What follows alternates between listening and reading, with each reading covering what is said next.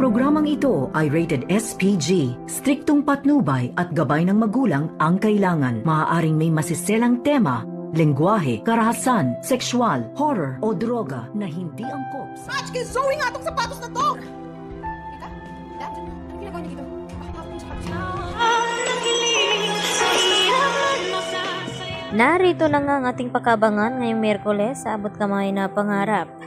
Ikinalulungkot nga dito nila Giselle at RJ ang ibinalita dito ni Chef Gonzaga tungkol dito sa nakuha ngang fingerprint results dito kay Zoe na hindi nga daw ito tugma dahil ang nakuha lamang nila ay itong fingerprint dito ni Don Pepe na yun nga ay inakala na may kilalaman nga itong si Zoe at itong si Moira. Subalit ay may nakuha naman silang panibagong ebidensya na magpapatunay na itong si Zoe ay sangkot nga dito sa nangyaring aksidente kay Don Pepe. At hindi na nga nagpatumpik-tumpik pa itong sina Giselle at RJ na hanapin ang ebidensya na ito. Kaya agad nagtungo ito sa hotel kung saan nanunuluyan itong si Moira. At nagulat naman itong sina Moira at ni Risa nang biglang pumasok itong sina RJ at itong si Giselle at naghahalungkat na kung saan-saan sa kanilang tirahan at nagtanong nga itong si Moira na kung ano daw ang kanilang ginagawa ay hindi nga ito kumikibo. At ang sabi ni Giselle dito kay RJ na wala daw doon ang kanilang hinahanap kaya agad din silang umalis.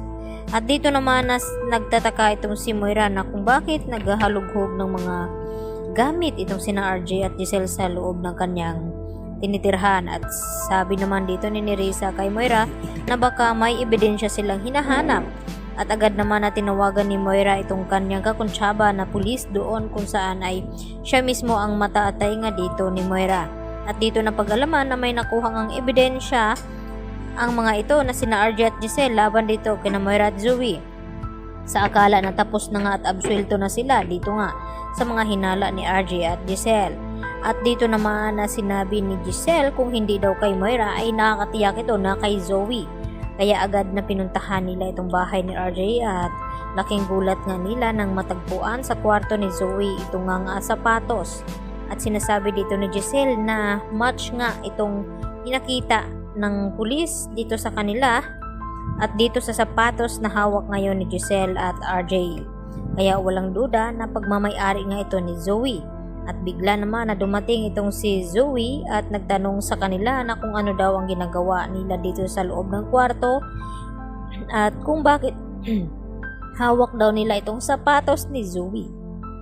At hindi na nga makakatanggi pa itong si Zoe dahil ipinakita na nga ni Giselle ang hawak niyang ebidensya na magpapatunay na may kinalaman itong si Zoe sa nangyaring aksidente kay Don Pepe.